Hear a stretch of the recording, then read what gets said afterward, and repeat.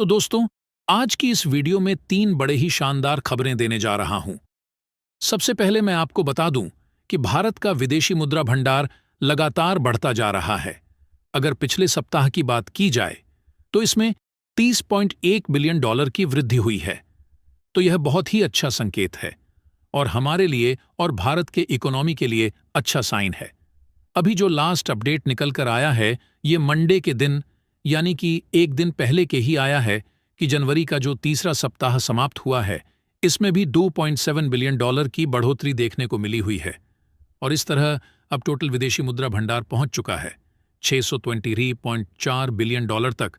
और उम्मीद की जा रही है कि अगर इसी तरह बढ़ता रहे तो 2021 का जो सर्वोत्तम आंकड़ा था $645 बिलियन का, वह भी हम लोग जल्दी छू लेंगे। इसके बाद दूसरी खबर निकल कर आ रही है सिविल एविएशन की क्षेत्र से। देखिए, सिविल एविएशन की क्षेत्र में भारत के अंदर बहुत ही डेवलपमेंट हो रहे हैं।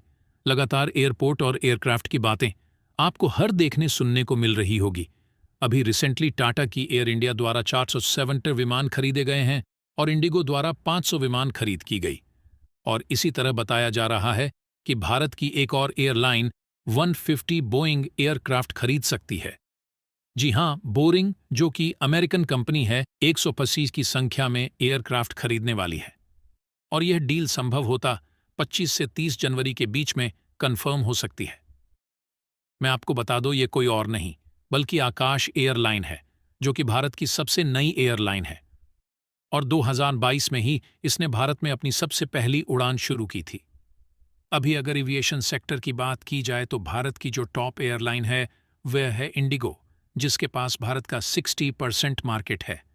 इसके बाद एयर इंडिया का नंबर आता है, जो कि टाटा द्वारा एक्वायर कर ली गई है। इसके पास 26% मार्केट है और इन दोनों के बीच में भीषण कंपटीशन चल रहा है। लगभग 500 एयरक्राफ्ट जल्द ही इनके पास आने वाले हैं। लेकिन अगर आकाश एयरलाइन की बात की जाए, चूंकि यह नई है, इसलिए इसके पास 4% मार्केट है और अपना मार्केट बढ़ाने के लिए ये लोग पूरे जोर शोर से लगे हुए हैं और इसको देखते हुए एक साथ 150 विमान का ऑर्डर करने जा रहे हैं। अभी आकाश एयरलाइन के पास लगभग 30 एयरक्राफ्ट है, जो कि डोमेस्टिक है। अब चलते हैं अगली खबर पर। दोस्तों, पिछले कुछ समय से लगातार देखने के लिए मिल रहा है जो पॉलिटिक्स में भयंकर बदलाव आ रहे हैं और इसके परिणाम हम सभी लोगों के सामने है। किसकी केमिस्ट्री किसके साथ जम जाए, किसके साथ बिगड़ जाए, इसकी कोई गारंटी नहीं है। कतर को ही ले लिया जाए। कतर पिछले कुछ समय से लगातार ऐसी गतिविधियां कर रहा था जो भारत के खिलाफ थी। इसके अलावा भारत के 8 से 9 अधिकारियों को गिरफ्तार करके फांसी की सजा भी दे दी। और रिश्ते को जिस तरह से खराब कर लिए जाते हैं, मानो भारत पाकिस्तान या फिर भारत चीन के रिलेशनशिप हो। कतर के, जैसा कि हम सभी लोग जानते हैं कि टॉप 28 में भारत और कतर के बीच एक बार और बात होता है और रिश्ते फिर से सामान्य हो जाते हैं। कारण ये था कि इस बार भारत द्वारा भी ठीक ठाक दबाव कतर पर डाला गया और भारत की जो सबसे बड़ी रिक्वायरमेंट एलएनजी के सेक्टर में, जिसके लिए भारत कतर के ऊपर काफी बड़े सेल पर निर्भर भी था। इस कारण भारत कतर का सबसे बड़ा ग्राहक था। उसे निर्भरता को भारत ने डाइवर्सिफाई किया है, जिससे कतर को काफी बड़ा झटका लगा। कतर को यह झटका क्यों लगा? इसके पीछे 2 कारण हैं। एक कारण तो यह है कि इस समय कतर की जो बात की जाए, कतर जो एलएनजी का प्रोडक्शन करता है, हर साल वह है 77 मिलियन टीपी। और इस साल कतर इस क्षमता को काफी ज्यादा बढ़ा देगा, लगभग दुगुनी के आसपास बढ़ा देगा और यह क्षमता हो जाएगी लगभग 140 मिलियन टीपी। तो अल्टीमेटली कतर अपने दुकान का विस्तार कर रहा है, लेकिन एट द सेम टाइम इसका सबसे बड़ा ग्राहक उसके हाथ से छूटता जा रहा है, दूसरे देशों की ओर जा रहा है। इसके साथ साथ जो दूसरा सबसे बड़ा कारण है वह यह है कतर की दुकान का यह सबसे बड़ा ग्राहक, यानी कि भारत अब और भी बड़ा ग्राहक बनने की तैयारी कर रहा है। जहां अभी भारत एलएनजी जरूरत को तेजी से फुलफिल करने के लिए इसका इस्तेमाल 6.3% करता है, तो वहीं 2030 तक भारत इसका इस्तेमाल लगभग 3 गुना कर देगा और यह आंकड़ा पहुंच जाएगा 16% के आसपास। इस प्रकार इतने बड़े ग्राहक से कोई भी दुकानदार पंगा नहीं ले सकता। इसके साथ साथ एक और छोटी सी चीज यहां पर नोटिस की जाए तो ये है कि अभी कतर के भाव इसलिए बढ़े हुए हैं क्योंकि रसिया की जो गैस है वह मार्केट में नहीं आ पा रही हैं। युद्ध की वजह से इस वजह से यूरोपियन देश भी इस समय कतर के साथ गैस को लेकर अनुबंध हो चुके हैं, लेकिन यह अनुबंधन ज्यादा समय तक नहीं चलेगा। 2-3 दिन पहले ही खबर निकलकर आई है, खुद अमेरिका द्वारा 17 महीने के बाद रसिया से क्रूड ऑयल खरीदा गया। तो आने वाले समय में लोग देखेंगे कि यूरोपीय देश में भी वापस से अपना व्यापार गैस और पेट्रोलियम के लिए रसिया के साथ शुरू कर देंगे। उसके बाद कतर के इस गैस को खरीदेगा कौन? तो अल्टीमेटली भारत के साथ रिश्ते को नॉर्मलाइज करना ही कतर के लिए सही होगा।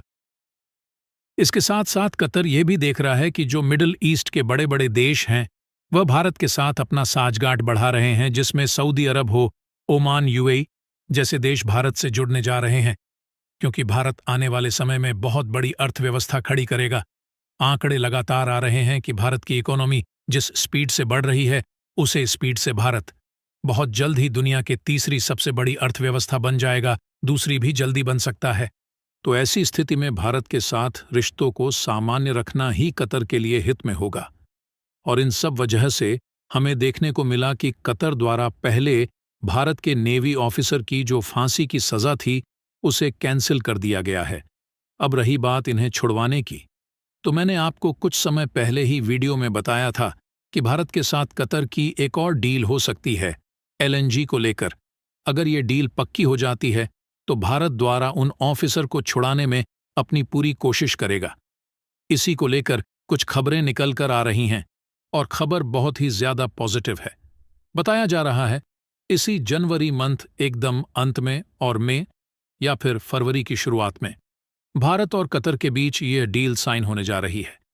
जी हां, अभी 2021 की भारत और कतर के बीच एक डील हो चुकी थी, जिसके तहत प्रतिवर्ष 5 million metric tonne LNG Qatar द्वारा भारत को दिया जाता था। लेकिन 2028 में जब यह अनुबंध खत्म हो जाएगा, उसके बाद भी ये लोग 2050 और संभव हो तो उसके बाद भी ये हमें एलएनजी लगातार प्रोवाइड करते रहेंगे। इसको लेकर भारत और कतर के बीच ऑफिशियल डील साइन होने जा रही है और इससे भी बड़ी बात निकालकर यह सामने आई है। इस दौरान कतर के द्वारा भारत को काफी कुछ रियायतें दी गई हैं। इसको देखते हुए भारत और कतर के बीच एलएनजी को देखते हुए जो रणनीति थी, इसकी तुलना में भी नई डील होने जा रही है, जिसमें काफी किफायती दर पर भारत को एलएनजी मिल सकती है। यानी बहुत सारी शर्तों को बीच से हटा दिया गया है ताकि कतर से भारत के लिए एलएनजी की सप्लाई करना पहले की तुलना में और आसान हो जाए और जो खाई दोनों देशों के बीच में बन चुकी है वह समाप्त हो सके।